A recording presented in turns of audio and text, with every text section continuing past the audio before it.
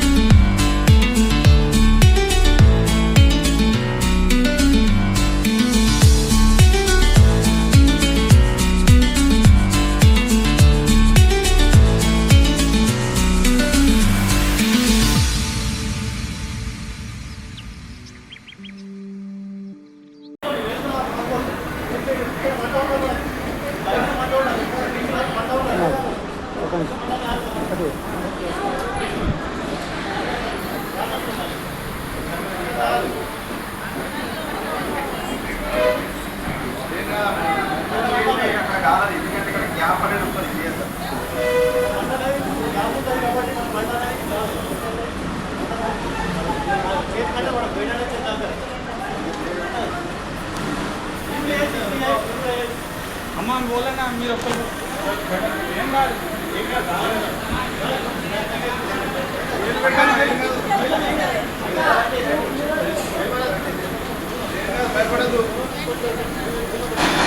గట్టిగా గట్టిగా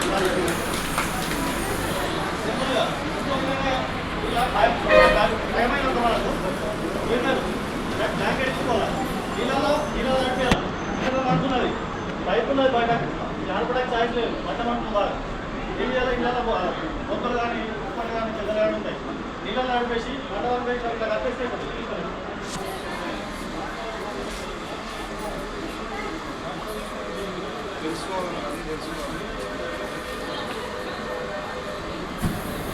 మంట మంట ఉన్నది ఆకు వస్తలేదు మొత్తం పైపు బయట ఉన్నది కింద పైన మొత్తం మంట ఉన్నది ఆకు వస్తలేదు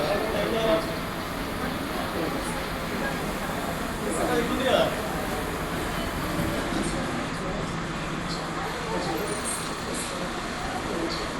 అదే దీనికి ఆక్సిజన్ ఎప్పుడు వేయాలి మంటకి ఎప్పుడైనా ఆక్సిజన్ ఆక్సిజన్ ఎప్పుడు మంట మంటనే ఉండదు ఆక్సిజన్ కనేస్తే మంట అనేది ఆగిపోతాం మనం అదే సింపుల్ గ్యాస్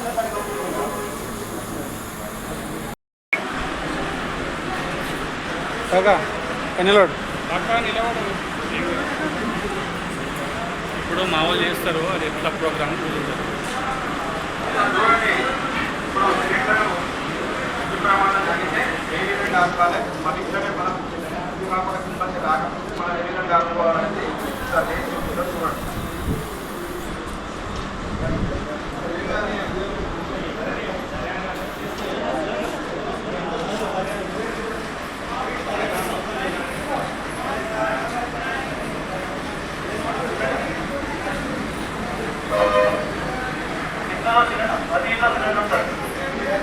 ఫైర్ అవుతూ ఉంటుంది ఉంటుంది పైపు ఉంటుంది పైపు వాతావరణం కూడా మనకు లీకేజ్ అవుతాయి అట్లా బయట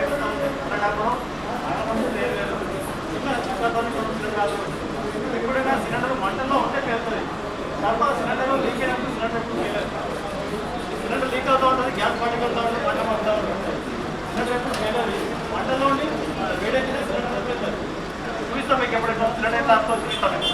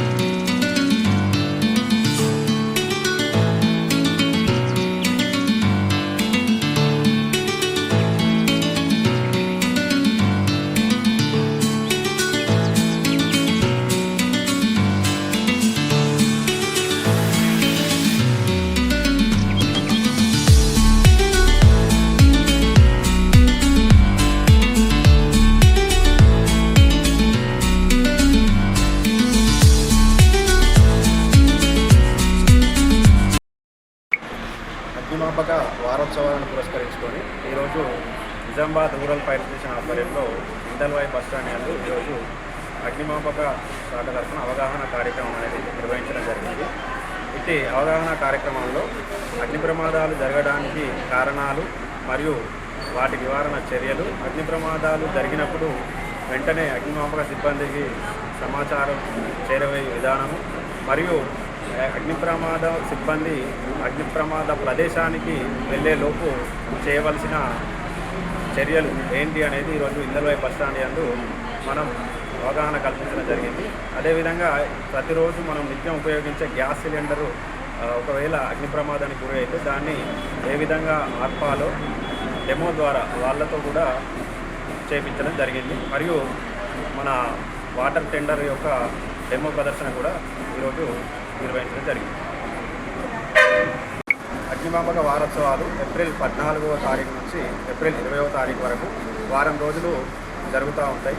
ఈ కార్యక్రమంలో భాగంగా ఈరోజు ఇందల్వాయి బస్టాండ్లో మనం అవగాహన కార్యక్రమం నిర్వహించడం జరిగింది. ప్రతిరోజు ఒక్కొక్క ప్లేస్లో మనం అవగాహన కల్పించడం జరుగుతుంది. వారం రోజులు ఒకరోజు బస్ స్టాండ్ మరియు థియేటర్స్, ఏదైనా రైల్వే స్టేషన్స్, గ్యాస్ గోడౌన్స్, ఇటువంటి అగ్ని ప్రమాదం జరిగే ప్లేసెస్ ఏవైతే ఉన్నాయో ఆ ప్లేస్లలో మనం అవగాహన కార్యక్రమం అనేది నిర్వహించడం జరుగుతుంది.